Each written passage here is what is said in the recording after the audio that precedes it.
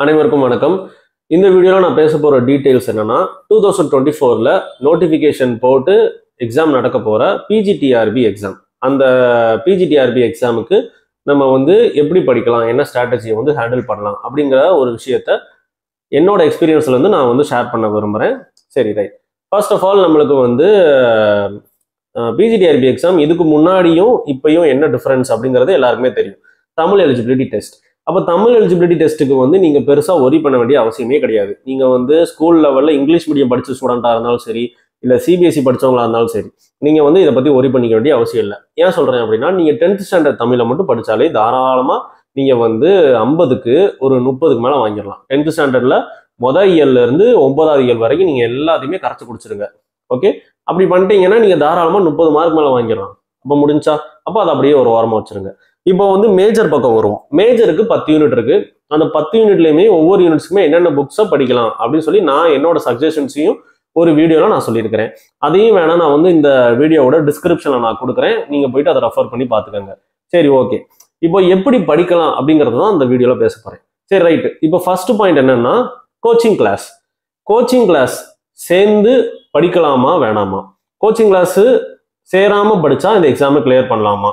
இப்படிங்கிற கன்ஃபியூஷன் நிறைய கேண்டிடேட்ஸுக்கு நடுவில் இருக்கும். எல்லாருமே இதை வந்து கிராஸ் பண்ணி கண்டிப்பாக வந்திருப்போம்.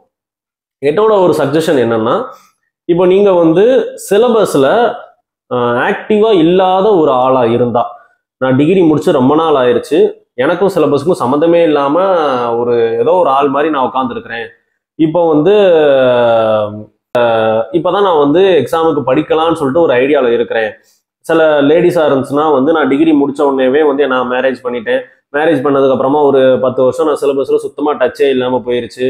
அதுக்கப்புறம் ஜென்ஸாக இருந்தால் வந்து ஃபேமிலி சுச்சுவேஷனால வேறு ஃபீல்டு மாறி போயிருப்பீங்க. இப்போ நீங்கள் திருப்பி டீச்சருக்கு படிக்கணும் அப்படின்னு நினைக்கிறவங்களாம் யோசிக்காமல் தயவு செஞ்சு கோச்சிங் கிளாஸை சேர்ந்துருங்க. நீங்கள் யோசிக்கவே கூடாது. ஆக்சுவலாக பார்த்தா நீங்கள் வந்து இந்த எக்ஸாமுக்கு படிக்கணும்னு நினைக்கிறீங்களா, இந்நேரம் நீங்கள் கோச்சிங் கிளாஸில் அட்மிஷன் போட்டிருக்கணும். அப்படி வச்சுக்கோங்க. நான் இதை ஏன் சொல்கிறேன்னா, நானுமே வந்து ஒரு கோச்சிங் கிளாஸு சேர்ந்து படித்தேன். எதுக்காக நான் சேர்ந்து படித்தேன்னா, எம்எஸ்சியில் வந்து நான் சப்ஜெக்டில் பெருசாக ஒரு நாலேஜே நான் வந்து கெயின் பண்ணிக்கல. இவ்வளோக்கும் நான் படித்தது வந்து ஒரு பெரிய யூனிவர்சிட்டியில் தான் படித்தேன். நான் மெட்ராஸ் யூனிவர்சிட்டியில் எம்எஸ்சி படித்தேன். அந்த யூனிவர்சிட்டியில் படித்தா நம்ம வந்து நாலேஜை கெயின் பண்ணிக்கலாம் அப்படின்னு தான் வந்து கண்டிப்பாக எல்லாருமே நினைப்போம். அப்படி தான் நானும் நினச்சி போனேன். பட் அங்கே போயிட்டா வந்து எனக்கு வந்து நிறைய டிஃபிகல்ட்டிஸை நான் ஃபேஸ் பண்ணேன். எனக்கு வந்து ஃபிசிக்ஸ் வந்து அண்டர்ஸ்டாண்ட் ஆகிறதுக்கே ரொம்ப கஷ்டமாக இருந்துச்சு. அதனால வந்து எனக்கு ஃபிசிக்ஸில் இன்ட்ரெஸ்டே இல்லாத ஆள் மாதிரி நான் மாறிட்டேன். மாறி சிலபஸை வந்து சும்மா வந்து செமஸ்டரை மட்டும் முடிச்சு வெளியில் வரணும் அப்படின்னு சொல்லிட்டு பாஸ் பண்ணி வெளியில் வந்தாச்சு. அதுக்கப்புறமா வந்து ஏதோ நான் போன ரூட்டில் வந்து குறுக்க இந்த கௌசிக்கு வந்தால் என்ன பண்ணுவேன் அப்படிங்கிற மாதிரி இந்த பிஎட் வந்து நான் பிஎடுக்குள்ளே வந்து இந்த பக்கமாக வந்துட்டேன் நான். அப்போது பிஎடுக்குள்ளே வந்ததுக்கப்புறம் தான் நான் ஃபிசிக்ஸை ஏன்டா படிக்கலை அப்படிங்கிற மாதிரி ரொம்ப ரொம்ப பயந்தேன் நான். அதே சமயம் ஒரு கவர்மெண்ட் ஸ்கூல் ட்ரைனிங்லாம் நம்ம போவோம். அப்போ கவர்மெண்ட் ஸ்கூல் ட்ரைனிங் போகிறப்ப என்கிட்ட வந்து என்னோட கைட் சார் வந்து ஒரு ஃபிசிக்ஸ் புக்கை கொடுத்து 12th ஸ்டாண்டர்டுக்கு போய் நீங்கள் எடுத்துருங்கப்பா அப்படின்னு சொல்கிறாரு. அந்த 12th ஸ்டாண்டர்ட் ஃபிசிக்ஸை நான் வந்து எடுத்து பார்க்குறேன். எனக்கு வந்து 12th ஸ்டாண்டர்ட் ஃபிசிக்ஸ்லேயே எனக்கு எப்படி நடத்துறதுன்னு சொல்லி எனக்கு தெரியல. எப்படி பேசிக்ஸ் இதெல்லாம் எப்படி வந்துச்சு அப்படிங்கிற ஒரு நாலேஜுமே இல்லை. அந்த அளவுக்கு நான் ஃபிசிக்ஸில் வந்து ஒரு ரொம்ப டச்சே இல்லாத ஒரு ஆள் மாதிரி தான் நான் இருந்தேன் பிஎட் நான் படிச்சுட்டு இருக்கிறப்போ. வேற வழி இல்லை, நம்ம எடுக்கணும், ஸ்டூடெண்ட்ஸ் முன்னாடி அசிங்கப்படக்கூடாது அப்படிங்கிறதுக்காக யூடியூப்பை பார்த்து நான் கற்றுக்கிறது, என் ஃப்ரெண்டு கிட்ட டவுட்டு கேட்டு படிக்கிறது அப்படின்னு சொல்லி இப்படின்னு சொல்லி ஏதோ வந்து கொஞ்சம் தடுமாறி ஸ்டூடெண்ட்ஸுக்கு வந்து நம்மளுக்கு சும்மா வந்து பேசிட்டு வந்துட்டோம். ஆனால் அது அப்படியே நம்ம வந்து காலேஜ் முடிச்சாச்சு. காலேஜ் முடிச்சதுக்கு அப்புறமா வந்து இந்த ஃபீல்டுக்குள்ளே வந்துட்டோம். கவர்மெண்ட்டுக்குள்ளே எப்படா போகிறது அப்படின்னு பார்த்து சிலபஸை எடுத்து பார்த்தா எனக்கு சிலபஸில் இருக்கிற ஒரு வேர்டு கூட எனக்கு தெரியல. அப்போதான் நான் என்ன பண்ணேன், சரி வராது அப்படின்னு சொல்லிட்டு நான் ஒரு கோச்சிங் சென்டர் சேர்ந்து நான் படித்தேன் நான். அப்போ எனக்கு தெரியாத யூனிட், எனக்கு கிட்டத்தட்ட ஸ்பெக்ட்ரோஸ்கோப்பிலாம் எனக்கு வந்து சுத்தமாக ஐடியாவே இல்லாத யூனிட், எதை பற்றி படிக்கிறதுனே தெரியாத ஒரு யூனிட் ஸ்பெக்ட்ரோஸ்கோப்பி. ஆனால் அந்த யூனிட் கூட எனக்கு வந்து ஒருத்தர் சொல்லி கொடுத்து நான் படிக்கிறப்போ எனக்கு ரொம்ப ரொம்ப ஈஸியாக இருந்துச்சு. அதே தான் நான் உங்களுக்கு சொல்கிறேன். நான் இப்போ சிலபஸில் டச்சே இல்லாத ஒரு ஆளாக இருந்தால் ஒருத்தர் சொல்லி கொடுத்து படிக்கிறப்போ நம்ம ஈஸியாக லேர்ன் பண்ணிக்கலாம். அதே சமயம் நம்மளுக்கு இருக்கிற டைமுமே கம்மி. இப்போ இருந்து இன்னையிலிருந்து உங்களுக்கு எக்ஸாம் வரப்போறதுக்கு எவ்வளோ நாளுன்னு சொல்லி கனெக்ட் பண்ணி பார்த்தாலே ஒரு 6லேருந்து 7 மாசத்துக்குள்ள எக்ஸாமே வந்துடும். இன்னும் ஒரு 3 மாசத்துக்குள்ள நோட்டிஃபிகேஷன் வரும். அதுலேருந்து ஒரு 3 மாசத்துக்கு மேலே போனால் எக்ஸாம் வந்துடும். அப்போ ஒரு 6 months 7 monthsல உங்களுக்கு எக்ஸாமே வந்துடும். இதுக்கு நடுவில் நீங்கள் வந்து கோச்சிங் போகாமல் நீங்கள் வீட்டில் உட்காந்து படிச்சீங்கன்னா உங்களை சிலபஸில் ரெடி பண்ணணும். சிலபஸில் எனக்கு வந்து தெரியும் அப்படிங்கிற மாதிரி நீங்கள் ரெடி பண்ணணும். அதுக்கப்புறம் சிலபஸில் நீங்கள் ரெடியானா கூட அதை காம்படிட்டிவ் எக்ஸாமில் ஏற்கனவே படிச்சுக்கிட்டு இருக்கிற ஆளுங்களுக்கு டஃப் கொடுக்குற அளவுக்கு நீங்கள் ரெடி ஆகணும். இதை ஏன் சொல்கிறேன்னா, போன பிஜிடிஆர்பி எக்ஸாமில் யார் யாருக்கெல்லாம் கிடைக்கலையோ அவங்க வந்து அப்படியே அந்த ஜேர்னியை கண்டினியூ பண்ணிட்டு இப்போ வரைக்கும் படிச்சுட்டு இருக்கிறாங்க. மேபி கோச்சிங் கிளாஸ் போய் கூட படிப்பாங்க, போகாமல் படிப்பாங்க. பட் அவங்க வந்து நம்மளோட எக்ஸ்பீரியன்ஸான ஒரு ஆள் இந்த எக்ஸாமை பொறுத்த வரைக்கும். அவங்க ஏற்கனவே படிச்சுட்டு இருக்கிறாங்க. அதே சமயத்தில் இப்போ யூஜிடிஆர்பி எக்ஸாம் நடந்துச்சு. இந்த யூஜிடிஆர்பி எக்ஸாம்லாம் நான் எழுதின முக்காவாசி பேர் வந்து எம்எஸ்சி படித்தவங்க தான். ஆக்சுவலாக யூஜிடிஆர்பி எக்ஸாமுக்கு வந்து பிஎஸ்சி படித்தாலே போதும். பட் எழுதின முக்காவாசி கேண்டிடேட்ஸ் என்ன அப்படின்னு பார்த்தா எம்எஸ்சி படித்த கேண்டிடேட்ஸ் தான். அதில் கிடைக்காத நிறைய கேண்டிடேட்ஸ் அப்படியே இப்போ வந்து பிஜிடிஆர்பி பக்கம் வருவாங்க. இது போக ஒரு விஷயம், ஒரு ஹைலைட்டான விஷயம் என்னன்னா, நம்மளுக்கு காலேஜ் டிஆர்பி அப்படின்னு சொல்லிட்டு ஒரு எக்ஸாம் நோட்டிஃபிகேஷன் போட்டு அதுக்கும் வந்து இப்போ படிச்சுக்கிட்டு இருக்கிறாங்க. அதுக்கப்புறம் செட் எக்ஸாம் வேற வந்து நோட்டிஃபிகேஷன் போட்டு அதுக்கு ஒரு பக்கம் எக்ஸாம் எப்படா வரும்னு சொல்லி வெயிட் பண்ற ஆளுங்க இருக்கிறாங்க. இவங்கள நிறைய பேர் வந்து பிஎட் படிச்ச ஆளுங்களும் இருப்பாங்க. அப்போ பிஜிடிஆர்பி நோட்டிஃபிகேஷன் போட்டா அவங்களோட கவனம் எல்லாமே பிஜிடிஆர்பி எக்ஸாம் மேல வரும். காலேஜ் டிஆர்பி செட் எக்ஸாமோட சிலபஸ் எல்லாம் நீங்க எடுத்து பாத்தீங்கன்னா நம்மளுக்கு பிஜிடிஆர்பியை விட அது வந்து கொஞ்சம் ஹெவியான சிலபஸ், கொஞ்சம் இன்டெப்தா படிப்பாங்க. ஏன்னா காலேஜ் டிஆர்பிக்கெல்லாம் வந்து டிஸ்கிரிப்டிவ், நம்மளுக்காவது வந்து ஓஎம்ஆர் இல்லை வந்து ஒன் வேர்டு தான், மல்டிபிள் சாய்ஸ் கொஸ்டின் தான். ஆனால் காலேஜ் டிஆர்பிக்கெல்லாம் பார்த்தீங்கன்னா டிஸ்கிரிப்டிவ் எழுதணும் அவங்க. அப்போ எழுதுறப்ப அவங்க வரி வரியா இன்டெப்தா படிச்சிருப்பாங்க. அவங்க அப்படியே பிஜிடிஆர்பி எக்ஸாமுக்கு வந்தா கண்டிப்பா வந்து அவங்களும் டஃப் கொடுப்பாங்க. அப்போ இத்தனை பேர் நடுவில் இருக்கிறப்ப நம்ம வந்து நடுவில் போய் நம்மளும் டஃப் கொடுக்கணும்னா நம்ம கண்டிப்பா சப்ஜெக்ட்ல வந்து ஒரு நாலேஜை வந்து கெயின் பண்ணிக்கிட்டு அதுக்கப்புறமா டஃப் கொடுக்குற லெவலுக்கு நம்ம மாறணும். அதனாலதான் சொல்றேன், இவ்வளோ ரிஸ்க் இருக்கிறதுனால இந்த டைம்ல தயவு செஞ்சு நீங்க கோச்சிங் கிளாஸ் போயிருங்க. கோச்சிங் கிளாஸ் போறதுக்கு வந்து மணி கொஞ்சம் அதிகமாகுது, என்ன இப்படி செலவு பண்ண வேண்டியதா இருக்கே அப்படிலாம் தயவு செஞ்சு யோசிக்காதீங்க. ஏன்னா வந்து ஒரு பிசினஸ் பண்றோம், அதுக்கு லட்ச லட்சமா இன்வெஸ்ட் பண்றோம் அப்படிங்கிற மாதிரி நம்மளோட லைஃபுக்காக நம்மளோட ஃபியூச்சருக்காக ஒரு 25,000 நீங்க இன்வெஸ்ட் பண்ண மாட்டீங்களா? கண்டிப்பா வந்து இன்வெஸ்ட் பண்றதுல தப்பே கிடையாது அப்படின்னு தான் நான் சொல்லுவேன். ஏன்னா நீங்க 25,000 இன்வெஸ்ட் பண்ணி நீங்க எக்ஸாம் பாஸ் பண்ணிட்டீங்கன்னா அது வந்து உங்களுக்கு ஒரு மாச சம்பளத்துல அது வந்து உங்களுக்கு 50% தான். அப்படிங்கிறப்ப வந்து ரெக்ரெட்டே பண்ண மாட்டீங்க. நான் கோச்சிங் கிளாஸ் சேர்ந்து படிச்சு தப்பு அப்படின்னு சொல்லி நம்ம ரெக்ரெட்டே பண்ண மாட்டோம் பாஸ் ஆயிட்டா.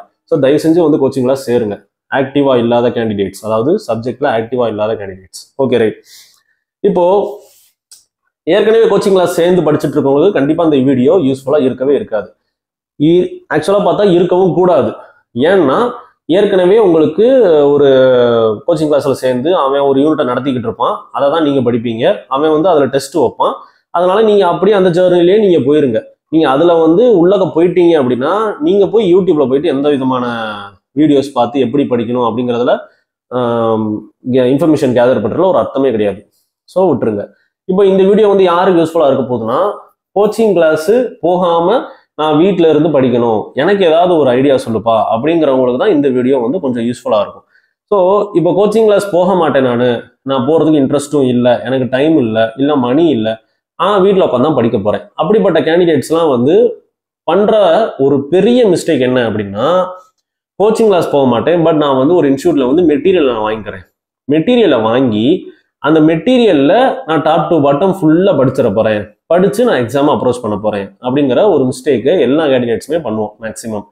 என்ன கேட்டா வந்து தயவு செஞ்சு கோச்சிங் கிளாஸ் போகல அப்படின்னா கோச்சிங் கிளாஸ் சம்மந்தப்பட்ட எந்த விஷயத்திலுமே இன்வால்வ் ஆகாதீங்க. மெட்டீரியலும் வாங்காதீங்க அப்படின்னு நான் சொல்றேன். நான் எதுக்காக சொல்றேன்னா, நான் வந்து ஒரு கோச்சிங் கிளாஸ்ல சேர்ந்து படிச்ச ஒரு பையன் தான். கோச்சிங் கிளாஸ்ல சேர்ந்து படிக்கிறப்போ எனக்கும் வந்து மெட்டீரியல் கொடுத்தாங்க. அது எந்த கோச்சிங்லாம் நான் சொல்ல வரல, எனக்கும் வந்து மெட்டீரியல் கொடுத்தாங்க. அந்த கோச்சிங் மெட்டீரியல் பார்த்தீங்கன்னா இது எப்போனா ஒரு 2 வருஷம் முன்னாடி நடந்தது. அந்த கோச்சிங் மெட்டீரியல் நான் எடுத்து பார்த்தா அதுல வந்து எல்லா யூனிட்ஸோட மெட்டீரியலும் கொடுத்துட்டாங்க. ஆனா பார்த்தா ஒவ்வொரு யூனிட்லயுமே அவ்வளோ மிஸ்டேக்ஸ் இருந்தது. சார் என்ன சார் மெட்டீரியல்ல இவ்வளோ மிஸ்டேக்ஸ் இருக்குதே அப்படின்னு சொல்லி கேட்டா அவங்க சொல்றாங்க, நாங்க வந்து இன்டென்ஷனா தான் நாங்க இந்த மிஸ்டேக்ஸ் எல்லாம் நாங்க பண்ணியிருக்கிறோம், தெரிஞ்சேதான் பண்ணியிருக்கிறாங்களாமா. ஏன்பா அப்படின்னு கேட்டா, அப்பதான் வந்து இந்த மெட்டீரியல் வந்து வேற ஒரு ஆளுக்கு போனா அவங்க வந்து என்ன இவ்வளவு மிஸ்டேக்ஸா இருக்கு அப்படின்னு சொல்லிட்டு அவங்க எங்க கோச்சிங் கிளாஸ் வந்து சேருவாங்க அப்படின்னாங்க. இல்ல எங்களுக்கு புரியல அப்படின்னு கேட்டா, அதாவது சார் மிஸ்டேக் இருக்கும் சார், மிஸ்டேக் இருக்கிறப்ப நீங்க வந்து அந்த மெட்டீரியல் கொண்டுட்டு எங்கிட்ட கிளாஸுக்கு வாங்க, கிளாஸ் நடத்துறப்ப இந்த இடத்துல மிஸ்டேக் இருக்குப்பா அப்படின்னு சொல்லி நான் உங்ககிட்ட சொல்லிடுவோம், நீங்க கரெக்ட் பண்ணிக்கங்க, அப்படி வந்து கரெக்ட் பண்ணிக்கலாம் சார், ஒன்றும் பிரச்சனை இல்லை அப்படின்னாங்க. இதுக்கு எதுக்கு வந்து நம்ம மெட்டீரியல் வாங்கணும்? இப்போ நான் சேர்ந்து படித்தேன், விச் மீன்ஸ் கிளாஸ் சேர்ந்து படித்தேன், நான் கரெக்ட் பண்ணிப்பேன். இப்போ மெட்டீரியல் வாங்கி படிக்கிற ஆளாக இருந்துச்சுன்னா எப்படி கரெக்ட் பண்ணுவான் அவன்?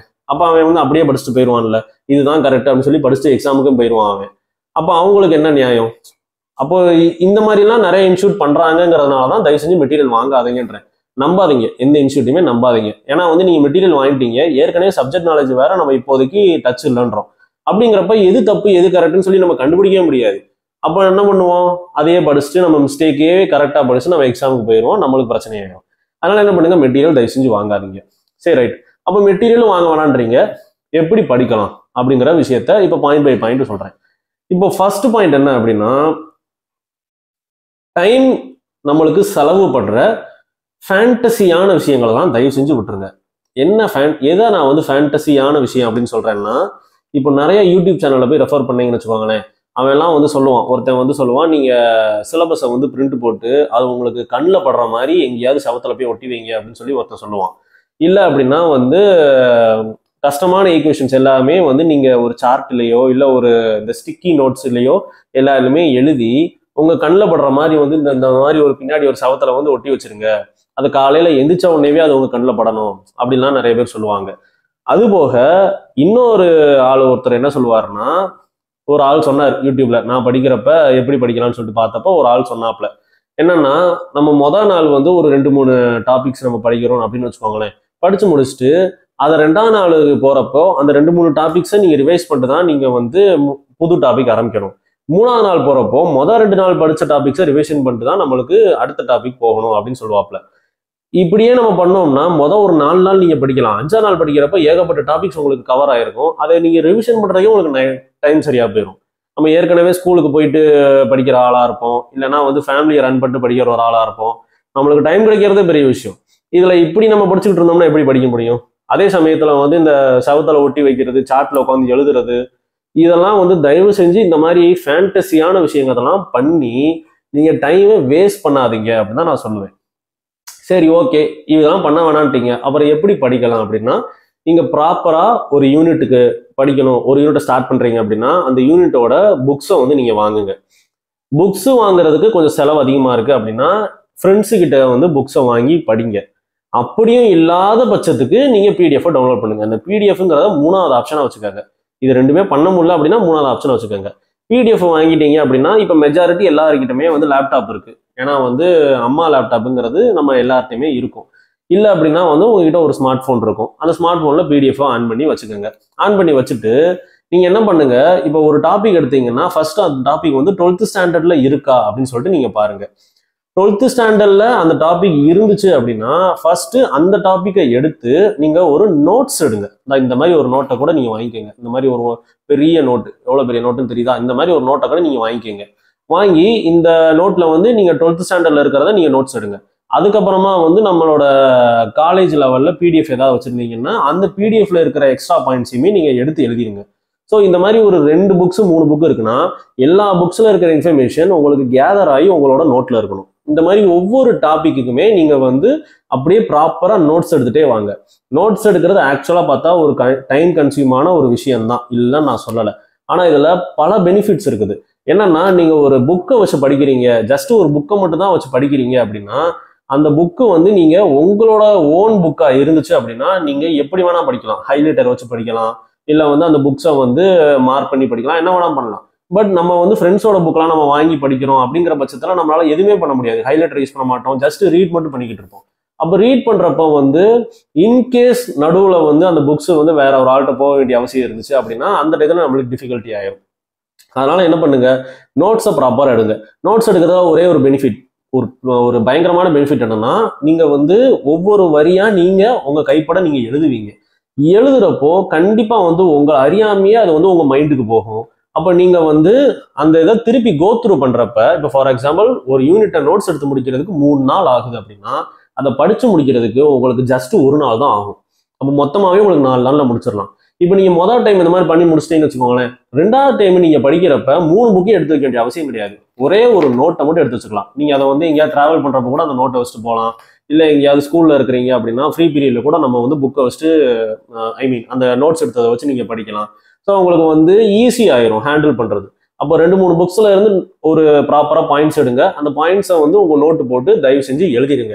நான்லாம் வந்து கிட்டத்தட்ட இந்த மாதிரி ஒரு நோட்டே பிஜிடிஆர்பிக்கும் சரி, அதே சமயம் யூஜிடிஆர்பிக்கும் சரி, கிட்டத்தட்ட ஒரு அப்ராக்சிமேட்டா பார்த்தா ஒரு 15 நோட்டு கிட்ட நான் நோட்ஸ் எடுத்திருக்கிறேன். நான் இந்த மாதிரி ஒரு நோட்டு சாதாரணமா வந்து இந்த சின்ன நோட்டெல்லாம் இல்லாம இந்த மாதிரி நோட்ஸை நான் ஒரு 15 நோட்ஸ் கிட்ட நான் வந்து நோட்ஸ் எடுத்திருக்கிறேன். அந்த நோட்ஸ் எடுத்ததுலையுமே பார்த்தீங்கன்னா இதுலேயே இது கூட உங்களுக்கு நோட்ஸ் எடுத்ததை சும்மா ஜஸ்ட் கூட காமிக்கிறேன். ஒவ்வொரு பாயிண்டா வந்து நோட்ஸ் எடுத்திருப்பேன் நான். எந்த ஒரு இப்போ வந்து ஃபார் எக்ஸாம்பிள் காஸ்லா அப்படின்னா அதில் வந்து காஸ்லா எங்கே ஸ்டார்ட் ஆகுது, எங்கே கம்ப்ளீட் ஆகுது, அதில் இருக்கிற புக்கில் இருக்கிற கண்டென்ட் என்ன, அதே சமயம் வந்து நம்மளோட காலேஜ் புக்ஸில் இருக்கிற கண்டென்ட் என்ன, எல்லாத்தையுமே நான் எடுத்து எழுதியிருப்பேன். அதே சமயம் வந்து ப்ராப்ளம்ஸுமே நான் அடிஷனலாக நிறைய ப்ராப்ளம்ஸும் நான் சால்வ் பண்ணியிருப்பேன். ஏன் அப்படி சொல்கிறேன்னா, இப்போ யூஜிடிஆர்பி எக்ஸாமுக்கே வந்து நம்மளுக்கு நிறைய ப்ராப்ளம்ஸ் கேட்டுட்டாங்க. அப்போ பிஜிடிஆர்பி எக்ஸாமுக்கு கண்டிப்பாக ஒரு ப்ராப்ளம் ஒரு மெயினான ஒரு ஃபேக்டராக இருக்கும். அப்போ நீங்கள் வந்து ப்ராப்ளம் படிக்கிறதா தான் என்ன பண்ணுவீங்க, எல்லாத்துக்குமே தனித்தனியாக போயிட்டு உங்களால் புக்கு ரெஃபர் பண்ணிட்டு இருக்க முடியாது. அப்போ என்ன பண்ணுங்க, இப்போ ஃபார் எக்ஸாம்பிள் ஒரு கூலும்ஸ்லா அப்படின்னு சொல்லிட்டு ஒரு டாபிக் இருக்கா, அதை 12th வந்து நீங்கள் படிங்க.